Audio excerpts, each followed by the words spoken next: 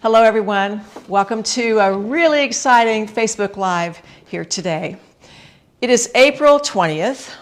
I'm in Topeka, Kansas, and it's snowing. What's that all about? So I spent all last evening covering up my plants with sheets and towels and plastic and bags and whatever, and it's supposed to snow again tonight, so I don't get it. But I hope it's a beautiful day where you are.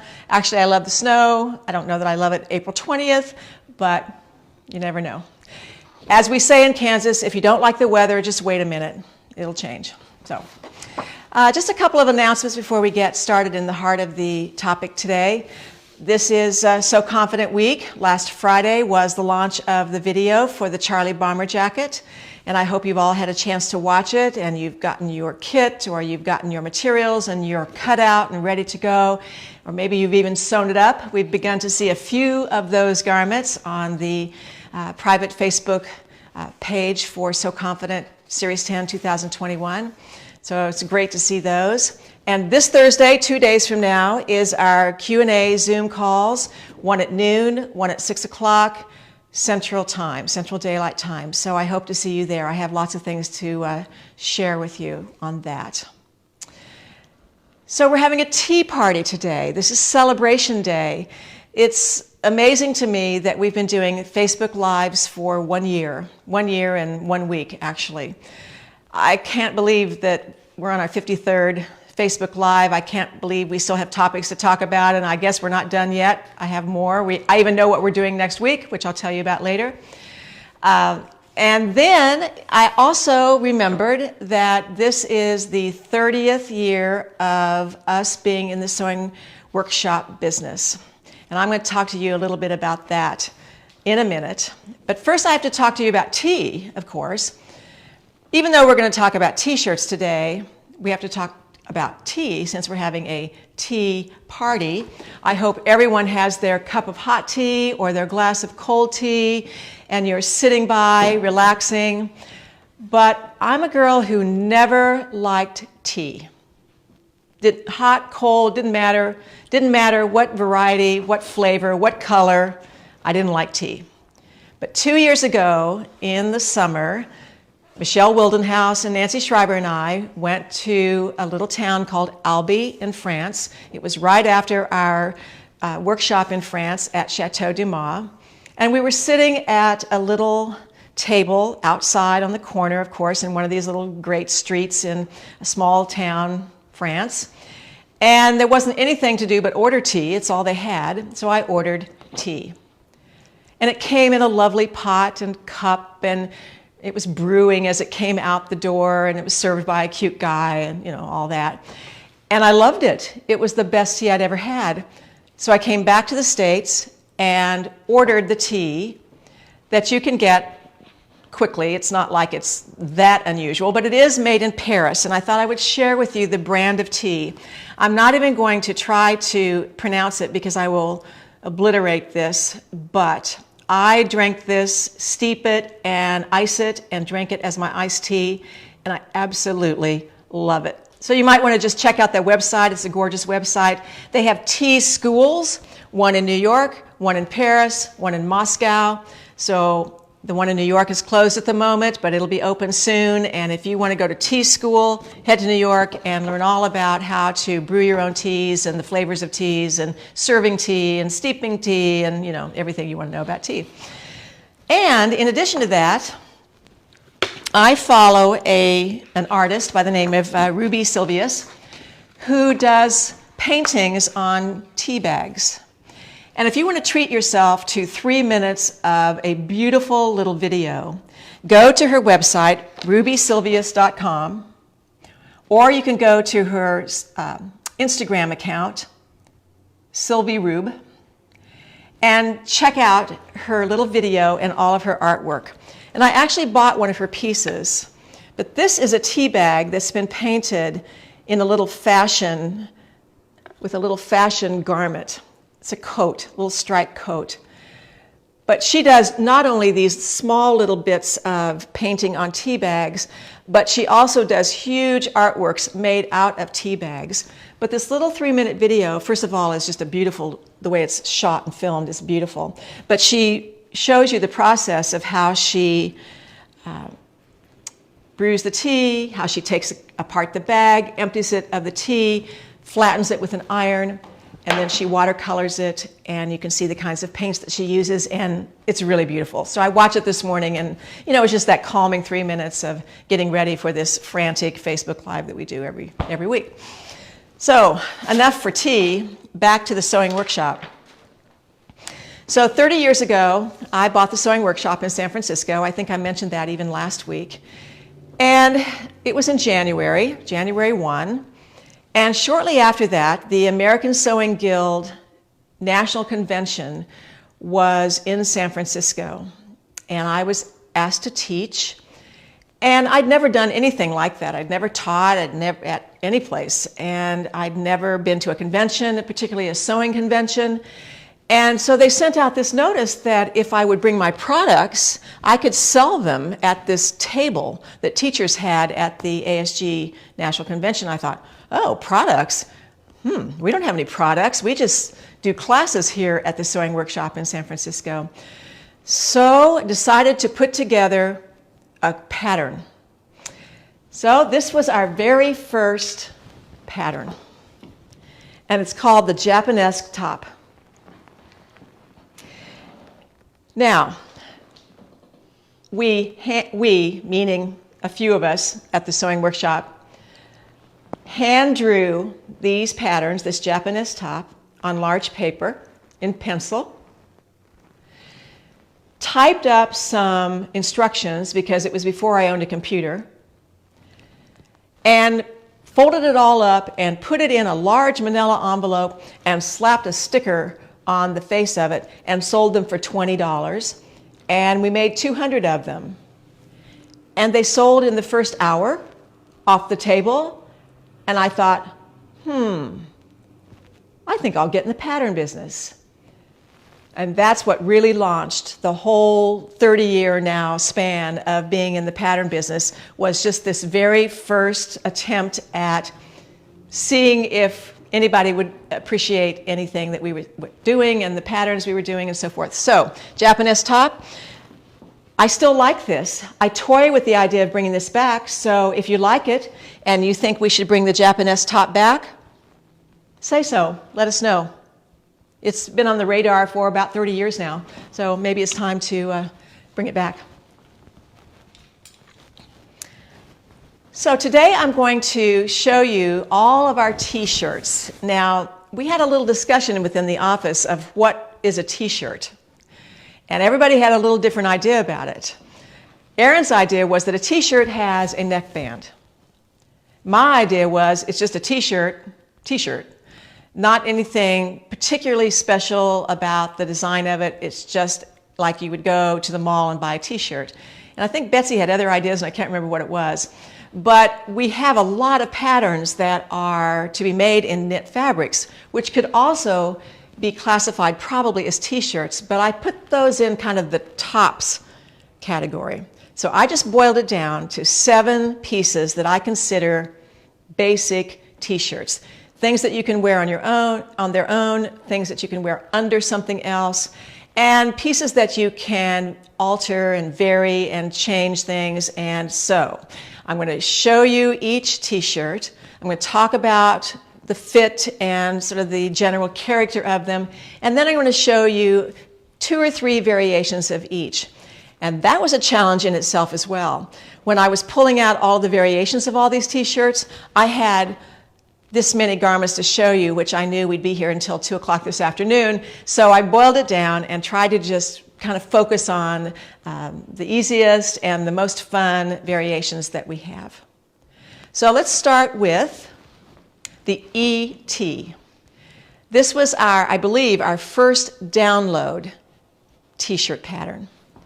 And this is the eTee. This was actually put together by Kathy Davis, and I think she probably has well over 100 of these, and I don't think I'm exaggerating. But one of the things that I like about the eTee is that it has some shape to it.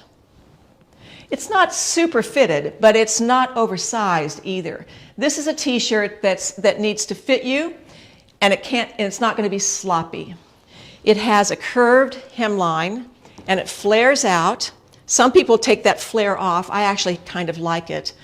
And it comes with a short sleeve and a neckband which is pretty high up. So if you don't like that, you're going to be scooping it out or doing something else to the neckline. But if you make this right out of the box, so to speak, it's going to have a high neck, short sleeve, and curved hemline. So let's look at a couple of variations. So this is an eTee that has some hand-sewn embellishments to it. So this is applique, this is cotton knit, and this is a floral type motif. These pieces have been cut out and then stitched on with a heavier thread by hand, a blanket stitch. Then this is a chain stitch. So this binding was put on by hand and then attached with the chain stitch. It's the same way with the little binding on the sleeve. I love that detail in that darker color. Now this hem is done a little bit differently in that this is a little bit of a strip of knit, about 1/2 inch wide, and it's cut on the bias, but it does not need to be. It can be cut on the cross grain. In fact, that's what I would do. And that is just applied to the edge using the chain stitch by hand, and the two edges are left raw. So that is one variation.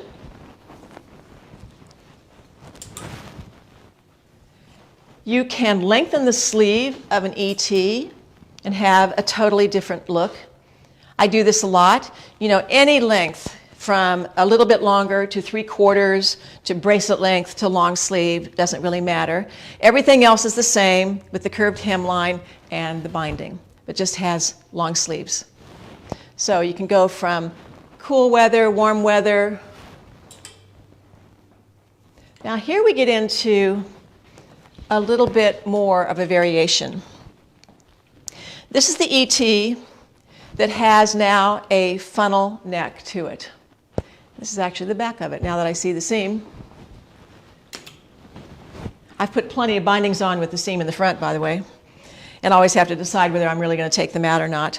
But this has these sheer mesh panels that are attached to the front and the back. The front shorter than the back by a good 6 or 7 inches.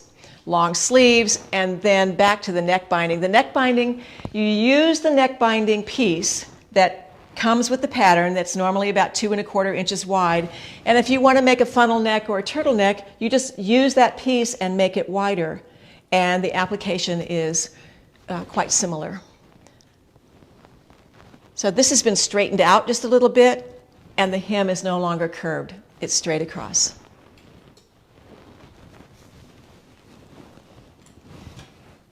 All right, so that's eTee. Now let's talk about the Eureka.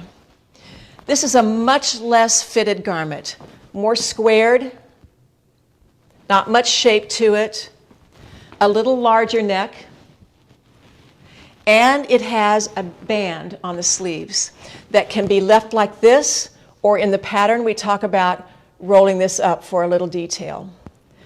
Now we have a lot of variations, and I had a hard time really selecting which ones to use. I mean, we probably have 50 or 60 variations of this that you could probably find many of on our website in our gallery, which is where we show a lot of the variations.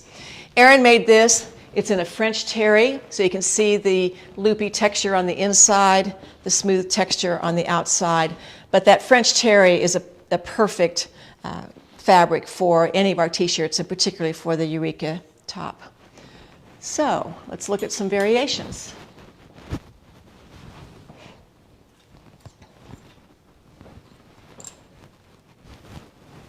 Okay, so I took the Eureka and added a bottom doubled band. So this is 4 or 5 inches wide, and it's actually turned under and attached at the seam again. Contrasting sleeve bands. And in my Craftsy class on cover stitching, I show you how to make piping out of thread on a serger. So this is a stretchy piping made with, I knew I'd forget a word, the fluffy thread. Why can't I think of the name of it? Fluffy thread. I'll think of it, I probably will. Anyway, and it's attached to Seams Grate, which is a stretchy, wide strip of stretchy material. And so you can make this, you can use any piping that you want actually, but I did make this for that class, and that's what accents the trim on the binding and separates the band, the bottom band, from the rest of the shirt. So this is the same length as the original Eureka, and then I didn't cut off the hem. I just used the hem to attach the bottom band to it. Woolly nylon, thank you very much. Oh, I knew someone would know. Yeah, lots of people. It's flooding in. Okay. Good, thank you. Yes, thank you. All right, here's the Eureka with long sleeves. Now this is, we determined that this sleeve pattern is available on our website, on our blog. Is that correct? Yes. So if you go to our website and you go to our blog, and on the right-hand side there's an index, and you'll see Eureka. You can click on Eureka, and many of the variations of Eurekas will come up, including you can download the pattern for the sleeve, the long sleeve, because we do a little bit of change of the arm's eye when we attach this sleeve. But long sleeve, short sleeve, original sleeve, whatever, I still like the idea of variation in the hem length, from shorter in the front, longer in the back, and a little bit of a vent at the side. And I like that tonal use of fabric. This happens to be a two-sided fabric in terms of color, so I just used wrong side and right side. Those are hard to find, and I don't know that we have any or very many at the moment. We've talked about this variation before, but this is one of our favorites, really. This is a cotton knit, and there are seams here and here, a little bit of a difference of hem there, and a seam here and a seam there. And how to do this is also on the blog, clicking on Eureka, and that will come up. So I love this top. I love wearing this just by itself. Of course, it works under things as well, but for a summer t-shirt with a little bit of coverage, a little bit longer than the original Eureka, I like this very much.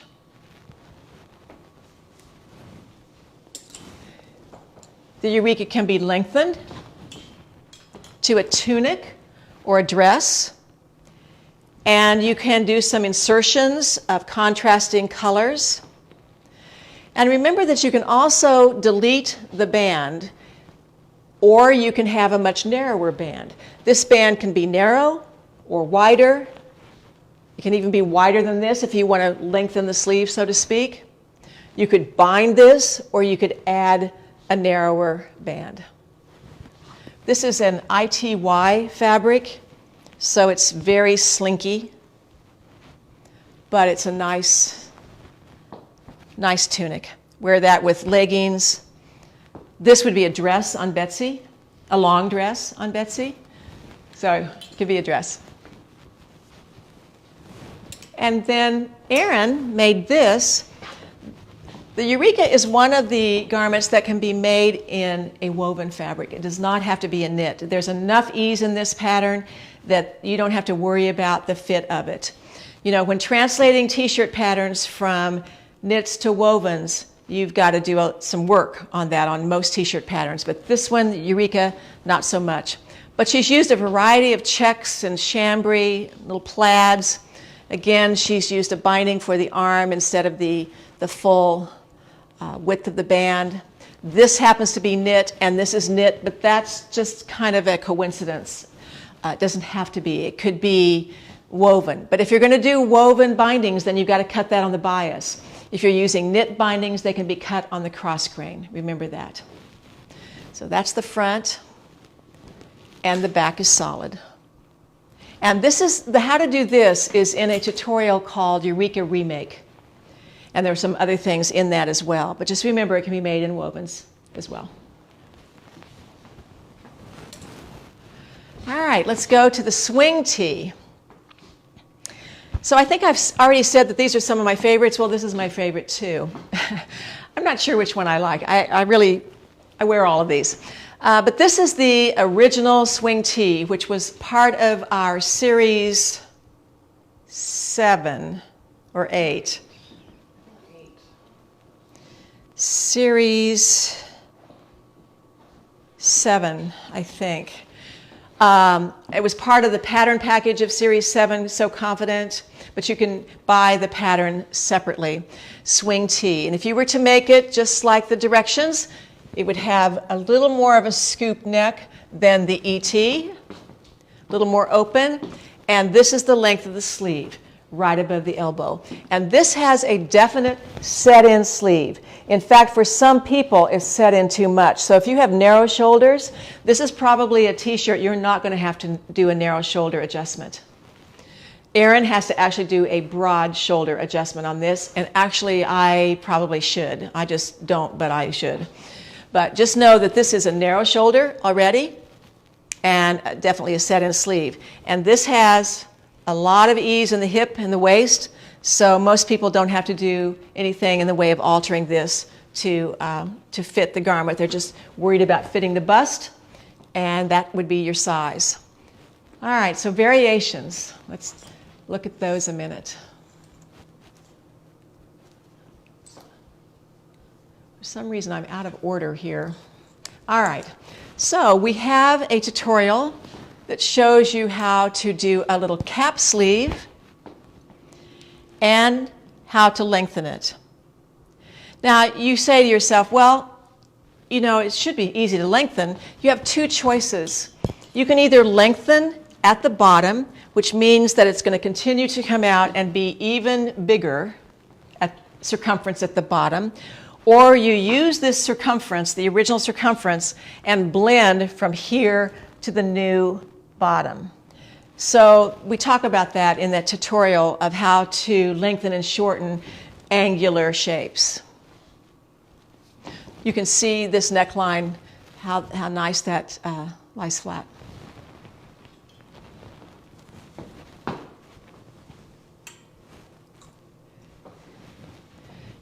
We also have a tutorial in the So Confident series on how to lengthen the sleeve and how to add a funnel neck. It's a dark color, so probably can't see this quite as well. But this was my winter wear under everything piece. I wore this under sweaters all winter long. I love this. I don't really like a tight turtleneck, so I like more funnel necks and shapes like this that have a little bit of ease or drape to the neckline.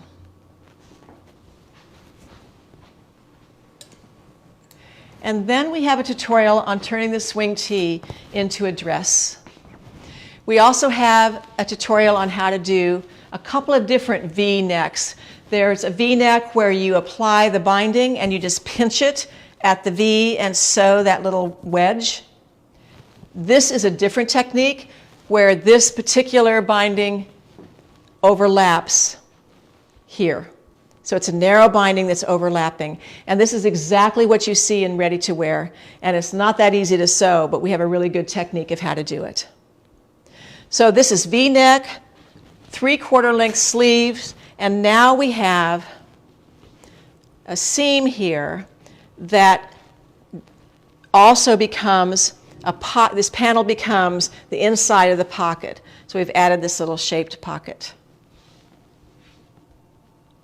That's a great little dress or tunic. So that's the swing tee.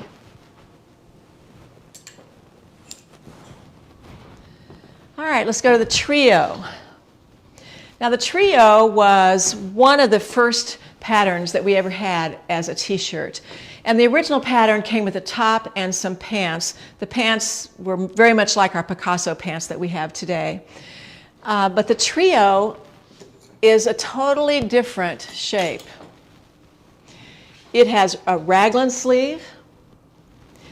It's pegged in that it's fairly fitted through the hips. And the sleeves have a seam that start at the shoulder and come down the center of the sleeve. And the neckline is a little more open. So this requires some fitting through the waist and hips. You don't want to make this too small. I'm going to take off my jacket in a minute. But there are people who think they can't wear a raglan line, particularly if you're slope-shouldered. Well, you can because of this seam. This seam can be shaped to exactly your shape.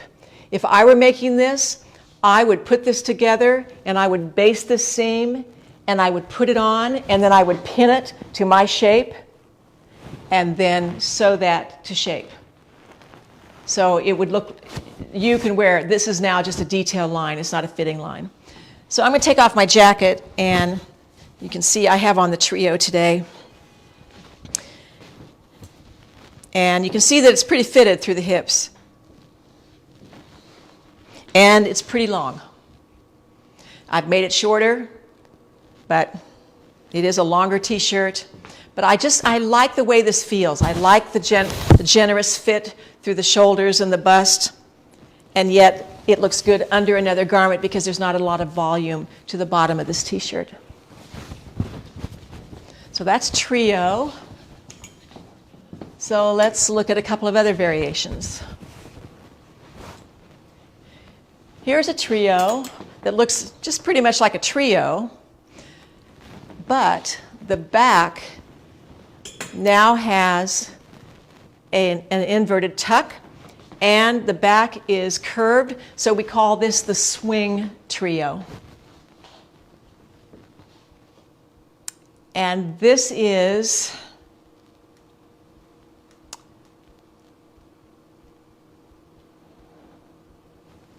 this in a blog? Can't remember. I think it was actually a tutorial. It's a tutorial. First tutorial. Right. We're going to have to check on where you get this information. I should have checked that out before the Facebook Live. But we do have instructions of where you can, or how you can do this. But I like the fact that this has a nice detail in the back. So of course the pleat is formed and sewn down 4 inches or so, and then opens up into a pleat and a nice swingy back.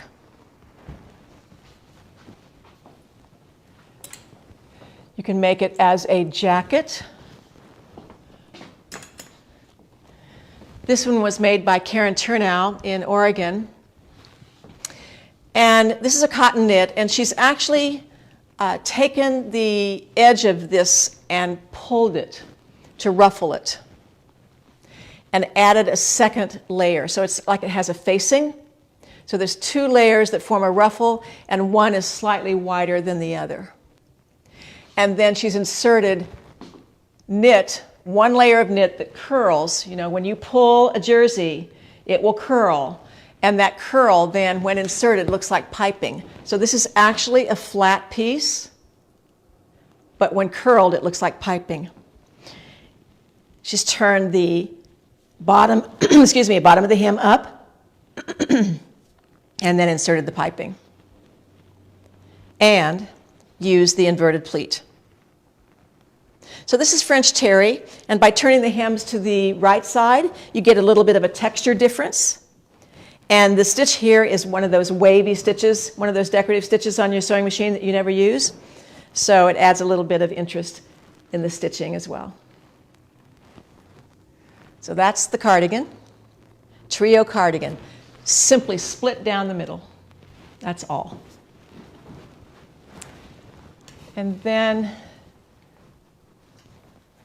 Erin made the trio dress. This is fantastic as a dress. Now, she's obviously scooped out the neck and added a double layer of knit, a single gray, and another print that curls. And this was zigzagged on. So these are 3 raw edges. I'll show this to you in a second. These are raw-edged ruffles that are attached, gathered at the top, and stitched on. But you can see the the raglan line and the seam down the sleeve, and it becomes a great dress. So let's see if we can look at this a little bit closer. Can you see this? Not the stitching. Not the stitching. So this is zigzagged. This is a raw edge. This is a raw edge. And this is a raw edge that's curling. But all three of those are attached with a zigzag stitch, all raw edged. And all of these are raw edged as well. So it's a great combination of fabrics. Do you remember what you were inspired by to do this? No, I love ruffles. Yeah, and this is the year of ruffles again. That's so interesting. I never see you in ruffles. And you love them, okay. Well, we don't always get to wear what we love, I guess. Okay. But I think this is fantastic. Okay. All right, that's trio. Now we go with the Urban T-shirt. And the Urban has a diagonal seam across the front. This right front actually folds back and is sewn into the seam and then creates that flange. It's a ruffle. And then there's a pocket on this one.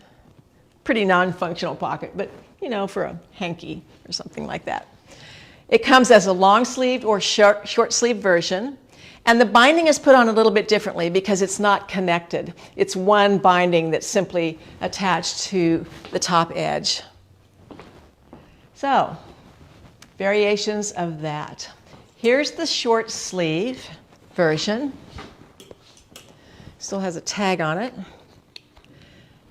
So this time, when I made this, here's the diagonal seam. But I just removed what would have been that fold-over flange and used this opportunity to install a decorative zipper. So in a sense, it's a little cardigan.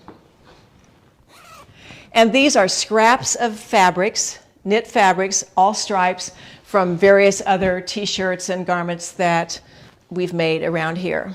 So it's a combination of just abstract placement. These are all raw edged and simply stitched down with a straight stitch. They can be zigzagged down, they can be hand stitched down. There's all kinds of opportunities for embellishment.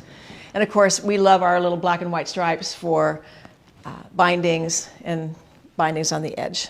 Plain back, but this was added, this binding was added to the sleeves. But the version in the pattern is short sleeve and long sleeve. And the only thing that's different about this really is that the flange has been removed.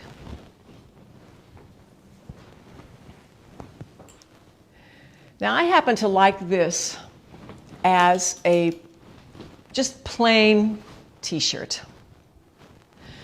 I eliminated that diagonal seam, deleted the flange, deleted the pocket, and this is just one of the most traditional fitting T-shirts that we have. It's not overly shaped, it's not overly large, it's not boxy, it's just a great fitting basic T-shirt. So that's all that I've done to this. I've closed up the neck obviously because the seam is gone and calculated the binding, used our 7/8 ratio that I've talked about in previous Facebook Lives, and it's all over our knit tutorials and so forth of how to calculate how wide to make or how long to make that. And then Erin made this one, speaking of ruffles. I never knew that about you. I'm learning something today. Right.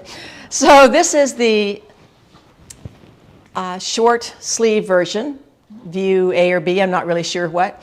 The neckline is totally raw, and now this flange, instead of being folded back and sewn into the seam, this is just left as a complete raw edged extension and then gathered and pleated into the neckline and gathered a little bit at the bottom. And I think that is totally darling. What was your inspiration for this? Not white. Linda Wardlow. Oh, Linda, did she make the first one? I was thinking you did. I almost brought hers up. Yeah, so that's really, really, really good looking. All right, so I think that's everything for Urban T-shirt. Also comes with great pants. And now we have the Helix. Now, the Helix is not basic, but it is when it's finished. It's pretty much of a sort of standard-looking T-shirt, but you can see by these tonal use of fabric here that this is quite different in its construction. So it's like the whole thing has been twisted and torqued, swirl, thus the name Helix. So one front is the one sleeve, and the back is another sleeve. Now this particular T-shirt calls for 2 yards of fabric, and the pattern piece is a very long, almost rectangular shape with some little curves and things to it, but it's basically a long rectangle. So people always ask me, well, how much fabric do you need if you're doing it in 2 fabrics? Well, unfortunately, you need 2 yards of each, so you would need 4 yards total, because that long piece goes along the length of 1/2 of a width of fabric. So if you were making it in 1 fabric, you'd have 1 rectangle and 1 rectangle in the layout. But in 2 fabrics, it's 1 rectangle on one piece and 1 rectangle on another piece. So just know that. I've embellished this a little bit with some hand stitches. You know, I love to do running stitch and just a little running stitch around the neck and to kind of highlight those seams. And I want to show you how you can really contrast this if you use a striped fabric. So this is cut out on the straight of grain, so to speak, but when it is sewn together, it is definitely on the diagonal, but it's not cut out on the bias. There's no real, we don't talk about bias with knits much because it's not a factor, but it's cut out on the straight of grain, but when it's sewn together, this is what happens. So you get 1 striped sleeve and 1 solid sleeve, but that really shows you what that can look like in 2 different fabrics.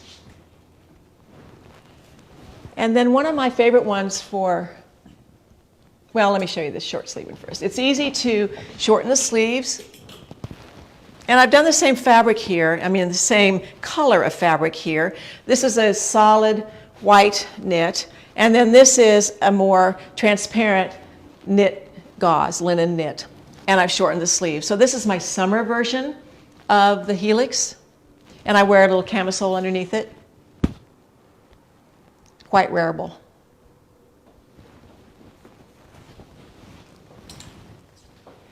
And then it can be lengthened.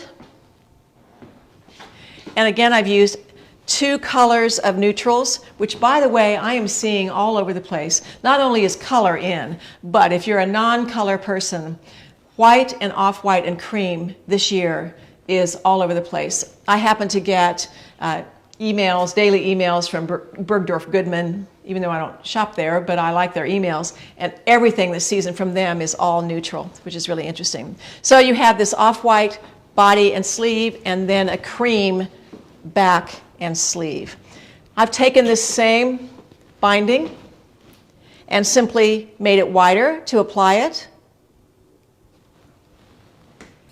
I've lengthened it, and then I did some hand stitches, again, with a little heavier thread, 4 strands. Actually, I used 4 strands of embroidery thread, and just simply done some crossed diagonal stitches on the bottom of this, which gives it a little something going without too much. All right.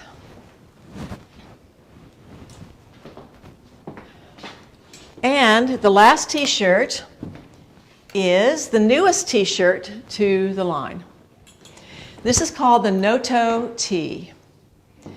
Now this actually is a rebirth of a former T-shirt called the Milano T-shirt. It was part of the Milano and Tuscany T-shirt pattern that we had 30 years ago. So this is kind of a rebirth of that. But I like this because this is the simplest of all of the T-shirts that we have. You know, it doesn't have a set-in sleeve, has a little bit of a drop sleeve, so it becomes a capped sleeve. It is pegged. It's more generous through the bust and then pegged through the hips. And it does have a pretty high neckline, very much like the eTee. Looks great in solids, looks great in prints. And this is the one that we're introducing to you all today. Those of you who were part of So Confident last year, you would have this, but new to most of our customers. So we have some variations of that. The first variation is to make it in layers. So we basically have a double T-shirt here. We have a white T-shirt that's longer, and then we have this blush color that's an overlay, and another color that's an overlay, and a different color of neck binding. And we have brought the shoulder seam forward by a couple of inches so that that color blocking is seen more on the front of the garment, not just the back. So that's one variation. It can be lengthened into a dress, a beautiful dress, very comfortable dress for summer with a vent at the side. And this has a seam down the front. And when I made this, I just overlapped it. Maybe I didn't make this. I can't remember whether Kathy made it or I made it. Doesn't matter. But this is a raw edge, and this overlaps. So this is a raw edge and stitched, both the front and the back. We have strings around here forever. So that's the Noto dress. And one last variation is the Noto with a V-neck, slits on the side, and the seams have been brought forward somewhat. If you are familiar with our Liberty shirt and our London shirt, those have side seams that are thrust forward. That's what we've done to this, and with two really interesting fabrics together. So those variations and that pattern are all part of the newest compendium called the Noto Tee. So this is a 44-page compendium of how to do all these variations, how to make the dress, how to do the V-neck, how to forward those seams, how to make the layers, all kinds of information in this. So this is part of our package this week of sale items. This is something that would land in your account, and you would download it and print it off. And we had it printed off and bound, or you can do it at on your home printer as well. So those are our T-shirts. That's the range of our tea party today. I want to make sure I showed you I think I did. So, okay. So before I get into questions and lose some of you, I want to talk about what a big deal celebration we're having here for our tea party. We've never done this before, so we're going to do it for the next week. Every single knit in our inventory, solid, print, ponte, sweater knit, fleece, French terry, jersey, interlocks, all of them. Over 200 items are on sale for the next week at 30% off. How about that? Then all of these patterns, 7 patterns. I'm missing one. Did I put one back? Urban. All 7 patterns. eTee, Eureka, Swing, Trio, Urban, Helix, and Noto. All of them are on sale at 15% off. And then we have the compendium is 30% off, so that'd be about $10 for this. And we have a lot of tutorials. Anything that's kind of related to what I've talked about is on sale. The tutorials are Tee for 2, Urban Cardigan, eTee Evolution, Sewing Fashion Knits, Eureka Remake, Series 7 that has all 4 of the swing tee variations in it, either the yearly package or you could buy any of the individual quarters, depending on whether you're interested in the dress or V-necks or long sleeves or whatever. And then Series 9, second quarter, is all about the Noto Tee. Those are all on sale this week. Now, anybody who places an order is going to get some kind of goodie bag. Every bag is going to be a little bit different, but you're going to get a zip project bag. Everyone's for sure going to get one of our labels to sew into your garment. And then we have a variety of little things that we're going to stick in this zip bag, and you're going to get that with your order, your package that we mail to you. So here's the deal. In order to get the specials, the 30% off and the 15% off and all of that, you have to use this code, all caps, KNIT21. And you have to use this code, and you have to put it in to the appropriate box at checkout. Otherwise, it will not compute. It doesn't work if you put it in the notes. It doesn't work if you email us. It doesn't work if you call us. It only works if you put it in the little coupon code box. So if you have trouble with that, email us or something. We'll tell you where it is, but you have to use it. And those of you who are So Confident members and get 15% off of everything, you cannot use 2 codes. So since this code is worth more, you probably want to use this code this time instead of the regular So Confident code that you have. But it won't take another code. This code also works on all the knit cuts that we have, which is considerable. So anything that's in the knit category will be on sale this week. All right, so questions while I drink my tea. Yes, and so the code works on all the knits, so you get them 30% off, and then the patterns and tutorials are already discounted on the website. So this is just for the fabric. So that's just for the fabric. Okay. Yes, all the Everything else is already discounted. Right, Okay. right, in that video category, Okay. the tea party. Okay, so a question about the Eureka. How much do you take off the Eureka when making it in a knit? So maybe a little confusion on whether you make it in a knit or a woven. Oh, I don't adjust the size. I make the size that I want, whether it's a knit or a woven. Okay. What do you wear the eTee, the sheer eTee, that was a variation, what do you wear it with? Oh, you are shown wearing this in a picture somewhere, and you had on slim pants like Helix or pencils. Right, or leggings. Leggings, yeah, slim pants. I wouldn't wear anything full.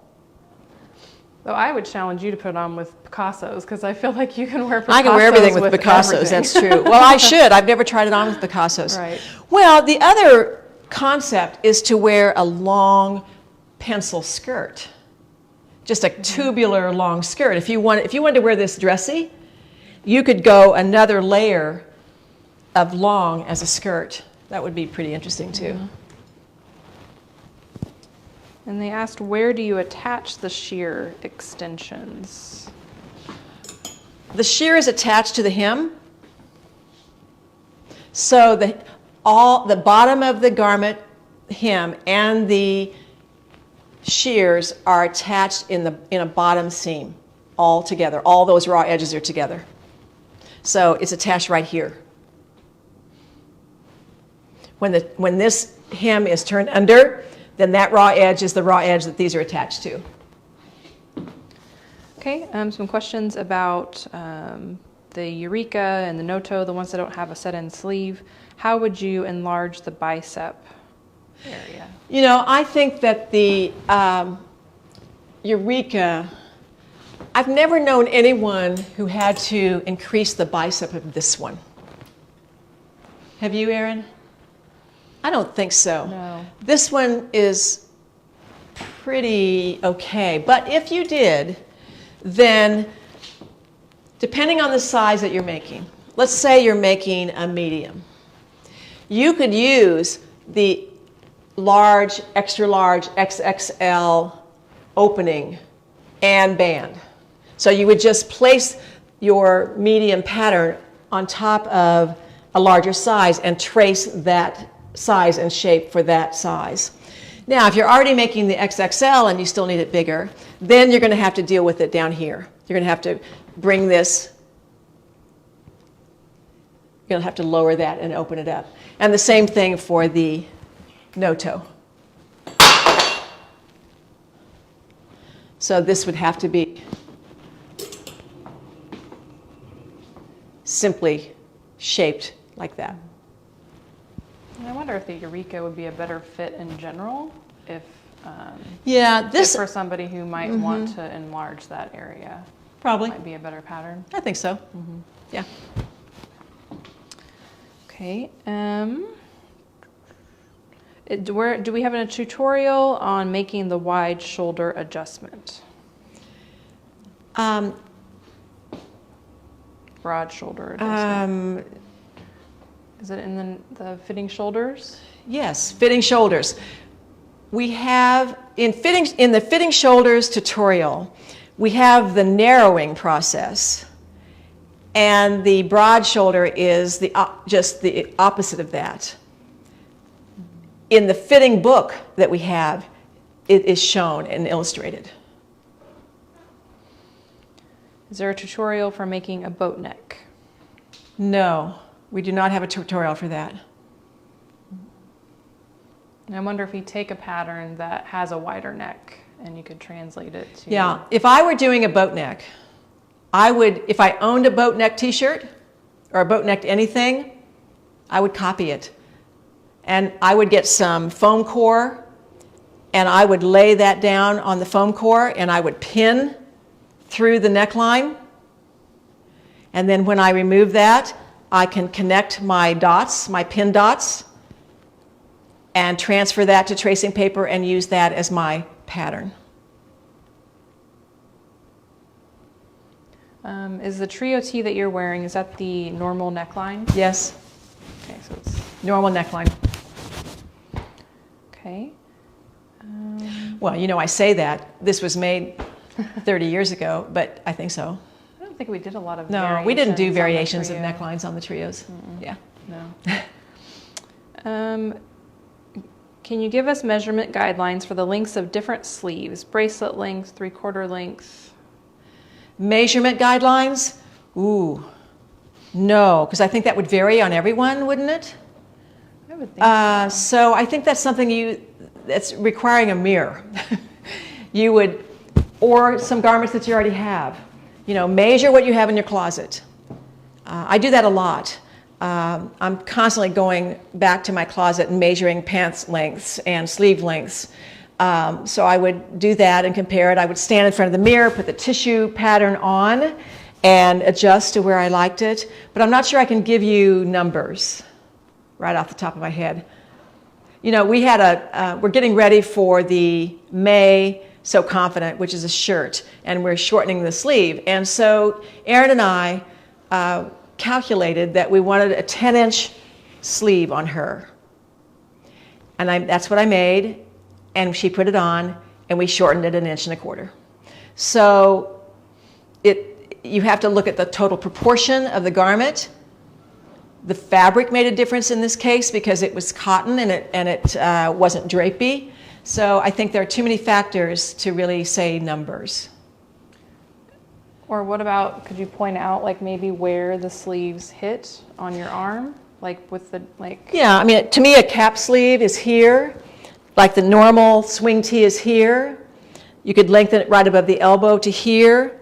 3/4 is here, bracelets here, long is here. Okay. I am someone who likes to roll up my sleeves. And if I'm not rolling up my sleeves, then I like a sleeve this length. So I am not rolling up my sleeve. But I don't really like to wear long sleeves. It's just a thing with me. I like long sleeves. Yeah. I think it's because I don't typically find them long enough. Well, that may be. That may be. Yeah. Okay, the trio dress. Were the 3 raw edges attached at one at a time in the same seam? I think the neckline. I remember I fused those 2 together. This layer and this layer were fused together. And then you might have fused it to this. Then I fused that onto the brown and then zigzagged it. Yeah. But it's one stitch is holding all of it. Correct. Mm-hmm. Yes. And at the back, you did seam it. Yeah. Mm-hmm. Right. Just a little seam right there. They could be overlapped, but a seam is nice. Okay. A lot of response about the Japonesque and bringing the Japonesque back. Now, talk about variations. When I was in the vault looking at Japonesques, I bet we have 10 variations of that. I've always liked that pattern. The one thing that, I mean, you all can sit here and say you're going to make it, but it is very drop-shouldered and very oversized. Mm-hmm. But that doesn't mean I won't do it. I'm thinking this could be a great download pattern for us. And it's pegged too. But I know lots of people who are still making them, and a lot of people who are artists, fiber artists, fabric painters, embellishers, they use this pattern a lot. And I've made a number of them without this little tab, where I've just simply buttoned them down and made a little jacket. Yeah, it's a good pattern. I miss it. Oh, sorry. Do you think you could hold up the T-shirts that are fitted and then hold up the T-shirts that are a little more loose fitting? Sure. To see the comparison? All right, we'll start with fitted. All right, got to put my hook back on here.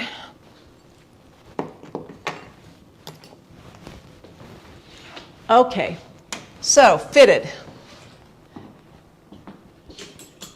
eTee. Now, this is tricky because the swing tee is fitted through the bust, but not the hips. So this is a hybrid. And this one is fitted through the hips, not the bust. This is the trio. Same with the Noto. Fitted through the hips, not through the bust. So then loose fitting is definitely the Eureka. And you know, the Urban and the Helix, I don't call them fitted and I don't call them loose. They're kind of in between, and it depends on the size you make. A lot of people don't want to make the size I think they should make in the Helix. They want to make it too small. But it's meant to be a generous, pretty loose-fitting garment. The Urban, I make this to skim my body, not to be fitted. So I'm putting this in the medium category. I don't know if that helps you or not. There's kind of all over the board there, but. Is the armhole of the swing tee deep? It's pretty deep. Swing tee armhole is pretty deep. Compared to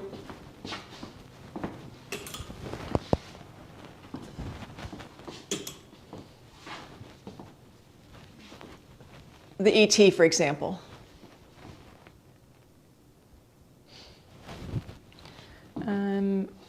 How would you adjust fit on the Helix and the bicep?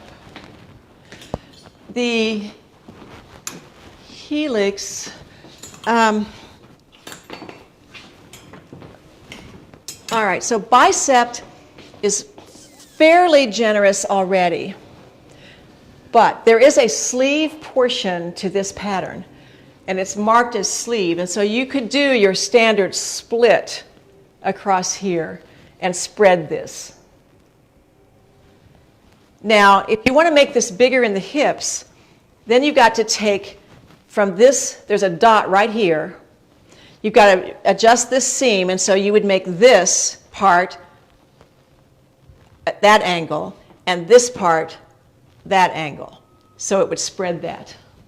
And that's how you would make it bigger in the hips. People have asked me if they can put a bust dart in this pattern. I wouldn't bother. I think it's too hard. Okay. You could probably do a bust adjustment in a knit without a dart, but I even think that would be hard. I think if that's something you need, make another pattern. What fabric is the Noto Tee dress? The Noto Tee dress is a ponte.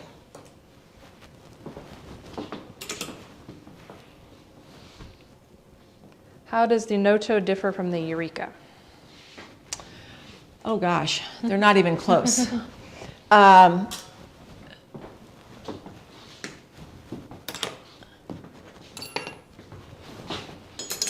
right, so the Eureka is boxy and pretty much straight down. This one is pegged and narrow in the hips. They're similar in bust and shoulder and all of that. But in general character, this is much more fitted, and this is boxy and big. What's the fabric on the layered Noto? That is a jersey knit. All of them are viscose jerseys. So they have that great drape. Do you consider the Picasso a T-shirt? Well, that's where that line gets a little bit blurry. I didn't include the Picasso, the Maison, the Marceau, the Ivy, the Olive, the Alex, the Odette. There's 7 patterns right there that are knit tops that have insertions and bands, and I don't know. I just thought that was kind of another category of type of wearing. Those are more statement garments that Picasso included, where you wear that by itself. Maybe you color block it. Maybe you do something interesting with the fabrics, or do something interesting with the seams. That to me is more of a statement shirt. These are more basics. A couple questions about the swing trio. I think we'll have to find what tutorial that's in and post that. Yeah, we'll have to do that. So I want to say it was the first year, but we'd have to go and look and see. I'm thinking you're right, or we have a separate tutorial on it that we need to find and post. Mm-hmm. Yeah. We'll look into that. Yeah. So that's the swing trio.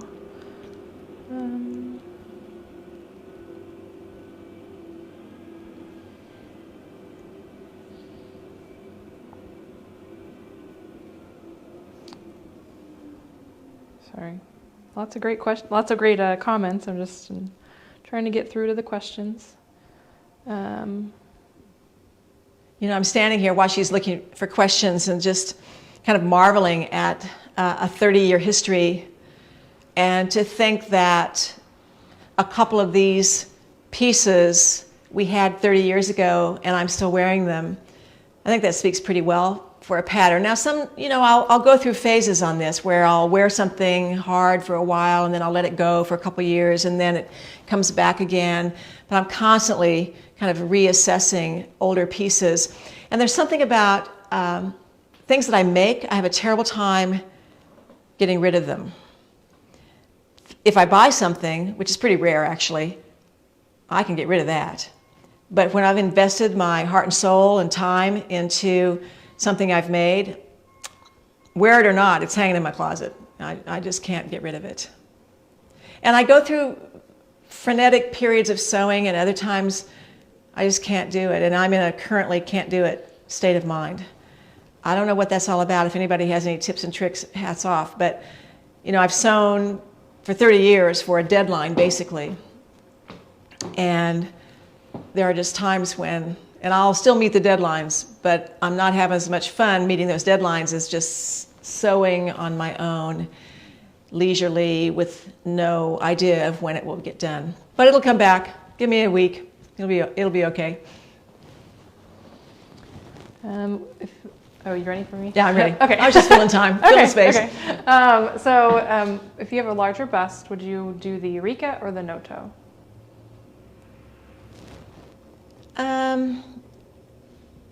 I think maybe the Noto. That's super flattering on a woman who has a bust. The Eureka can tend to, a boxy shape like that can tend to just fall and be kind of wide at the bottom. But if you're fuller bust and you have, proportionate hips, I think the Noto would be really attractive.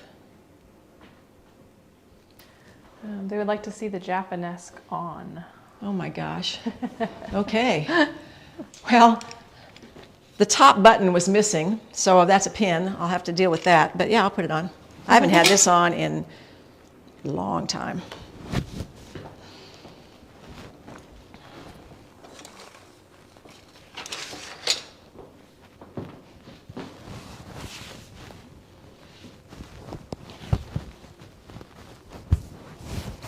Okay, so you have to, okay, so the button there was a button here, so I'll pin that. If I can find my pin.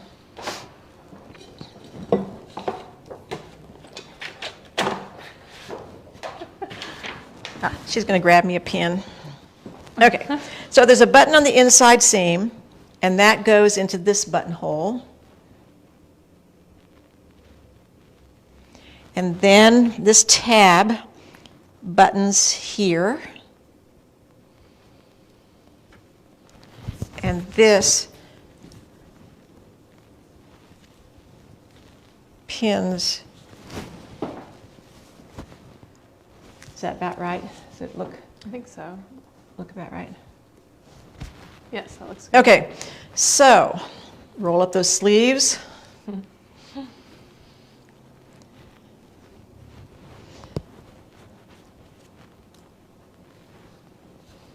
This is a silk cloquet. So it's long in the back with the pocket, loose pocket, and there we go. I don't think that looks extremely oversized or anything. I mean, I think that looks great. Okay. Betsy, you're on. Put it on your list. Okay, trying to see if there's any other comments.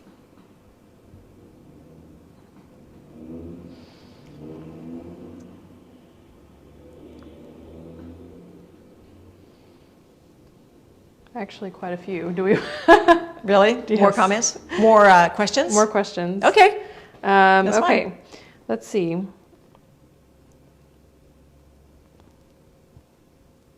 So someone who doesn't like download patterns, can you think of any tips or alternatives for them?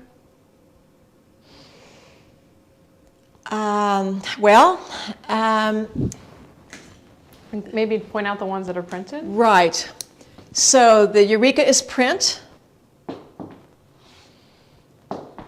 Urban is print. Helix is print. That's it, right? So download, download, download, download. Correct. Yeah. Now, we do encourage people to send their files to PDF plotting.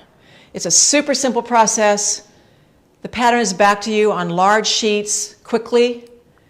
So if you don't like downloads because you don't like taping the pages together or printing them out, if you don't have a printer at home, which I don't anymore, then we recommend that you send that off to the plotting service and then you have a printed pattern. We've made it's interesting about the download. A while back we assessed this and just a small portion of our business was download patterns, but that has grown and grown and grown and grown. And so there's still factions of people who like one or the other. We understand that. We have a lot of international customers who really appreciate the download service, the download patterns that we have. So it's a tough call for us.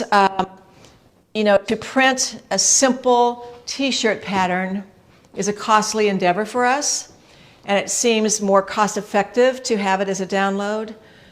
If we combine it with something else, some pants or skirt or whatever, then it seems better to have that as a printed pattern. But the way the printing is right now, it doesn't cost us any more or less to have one T-shirt versus 3 pieces in a pattern. It's virtually the same price. So to just print a T-shirt pattern may not happen. Yeah. Right, so it's PDF plotting to order, and I have heard that it is a $10 minimum when you order. So I suggest, you know, if you have more than one pattern, like, you know, group your patterns and get them printed that way. And I've actually heard it is a very nice family that owns it, local to that area. So yeah, and they're fast, very fast, and I think inexpensive. Mm-hmm. I think so. Well, speaking of older patterns, to revive, we have a suggestion of the bamboo shirt. Oh, I've thought about that one. I love that shirt. So our list is growing.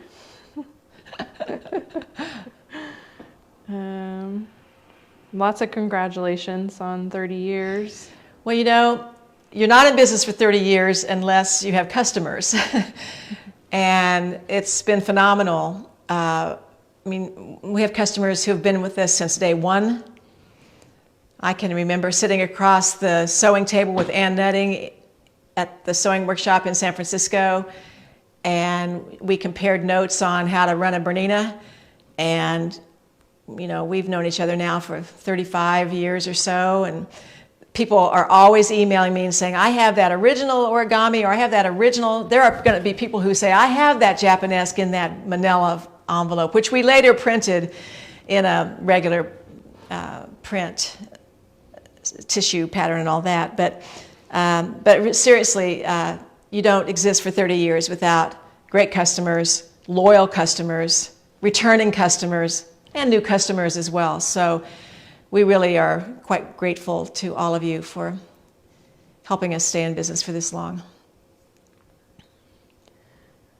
If you have a smaller bust and larger hips, which pattern would you recommend? I would think the swing tee would be perfect for you. Okay. Could you make the Noto with long sleeves? No. Longer, but not long.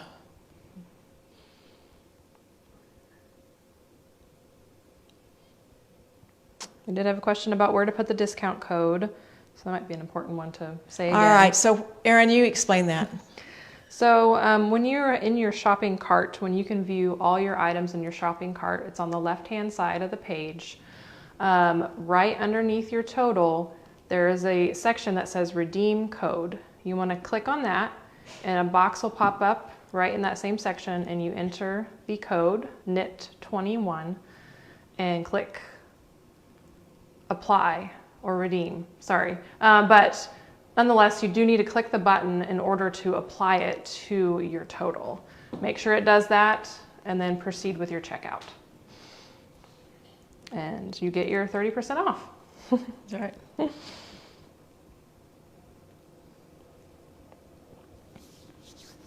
Bring back the panel pants.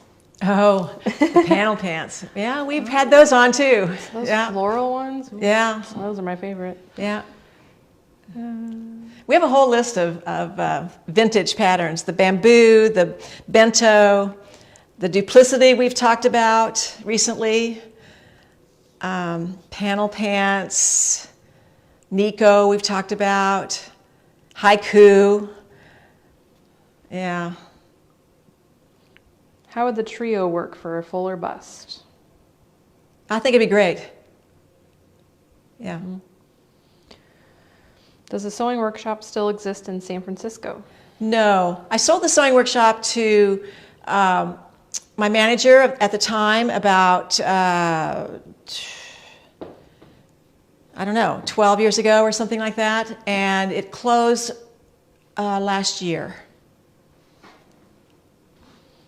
I think this will be the final question here. I can't remember if I asked this already, but is the Picasso shirt considered a T-shirt? Did I ask that? You asked that, Okay. and no, Okay. I put that in the top category. Right. That was Yeah. when you were talking about more Right. details and statement tops. Okay. Well, I'll do one more. Okay. What pattern would be good for a person who is 2X or 3X in a more rectangular shape? Okay, let me say two things. By the way, the Trio T-shirt is available in plus sizes. It's the only one that we have as true plus sizes. But